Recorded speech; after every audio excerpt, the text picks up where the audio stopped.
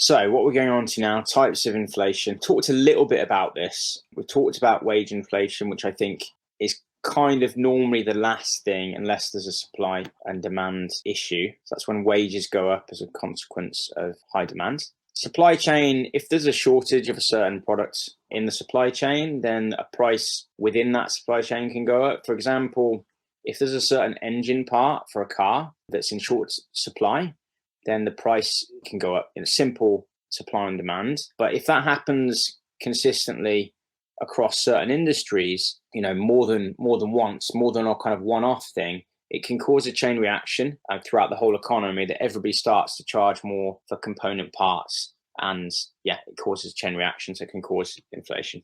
We've talked a little bit about raw materials and how energy and things that are very high up the food chain or supply chain can cause real problems. There was an oil embargo where the oil drilling nations, OPEC, in the mid-1970s, I believe, decided to restrict oil or raise the price of oil. But the impact, we don't necessarily all need to be experts on this, but the impact is when raw materials are either, when the supply of those raw materials are constrained, prices go up. Or if producers decide to increase prices, then that can have a massive impact on inflation. Another time that in the UK we had massive inflation was the early 90s, where I think it went to 8 or 9%. And that was due to us leaving the exchange rate mechanism, which was something to do with the EU. I don't know so much about it, but I know it was to do with currencies, and it caused a massive upset and a devaluation of the pound.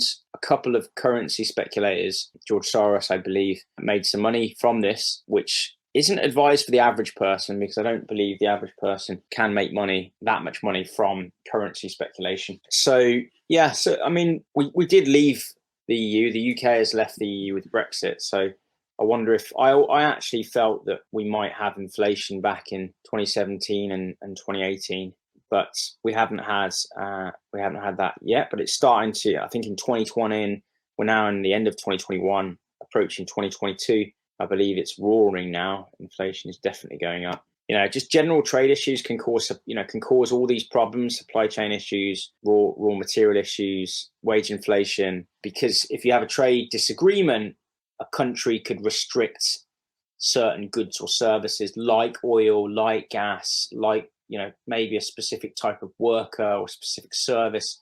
In the future, it might be data or AI or robotics or whatever, but trade issues can lead to inflation. Okay, so what are the other, I think it's important to also, there's a lot of terms that are bandied around on the news, which are kind of a little bit confusing. And sometimes people talk about, the government talks about good inflation, the Chancellor for the Exchequer talks about good inflation. What does that mean? Well, a little bit of inflation is a good thing, they say. So we're talking about good inflation, some terms that are talked about in the news. So what is good inflation? This is the target rate of inflation that the UK government, a lot of governments around the world kind of want.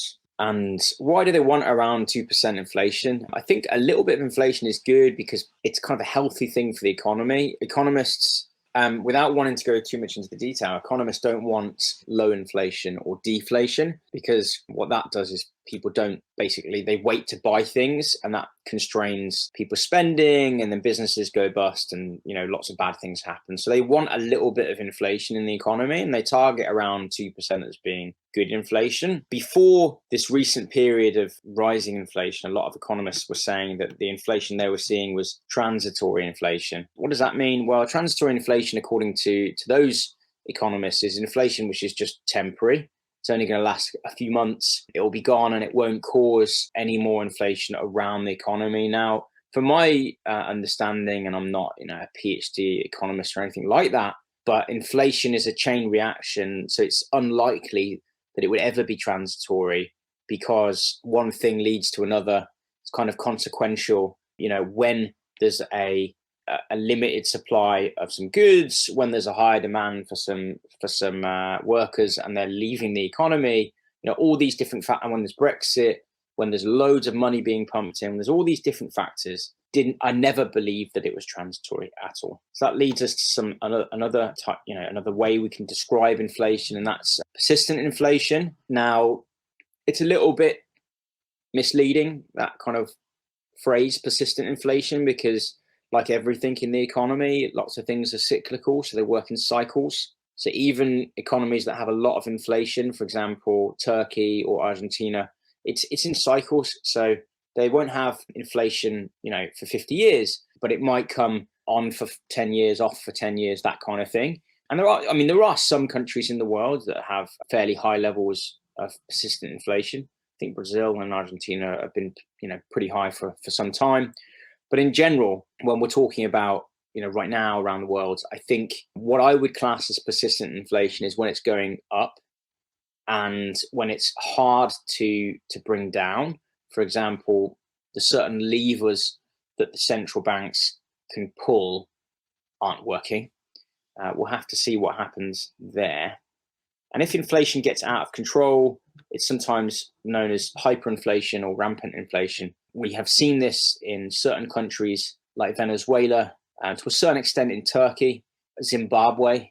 All of these are fairly recent examples. The more historic example would be Germany, where there's famous pictures online where people would wheelbarrow buckets of cash just to buy a loaf of bread. So they're the kind of main phrases that are bandied around in the news. So if you've that will really help you in terms of if you're following this elsewhere in the news. Right, guys, we're going to take a bit of a break now. So I'm going to take a 2-minute break. If you haven't already, consider subscribing. Progress is Everything is the name of the channel, despite my name here saying iMac. I don't know if I can edit that. I might be able to. I certainly can. So I'll change change this. But yeah, if you haven't already, make sure you do subscribe. I'm not going to be talking too much about the macro environment like inflation, interest rates per se, but when it does impact personal investment, personal finance, the everyday lives of everyone, then I'm going to talk about it because I think it's really important. And I think that inflation and interest rates are going to impact absolutely everybody. And I think that it's really, really important to understand them in some level of detail. You don't need to be, an economist or anything. So anyway, I'm going to take a 2-minute break. I'll be back and we're going to talk about the next thing. Stay tuned.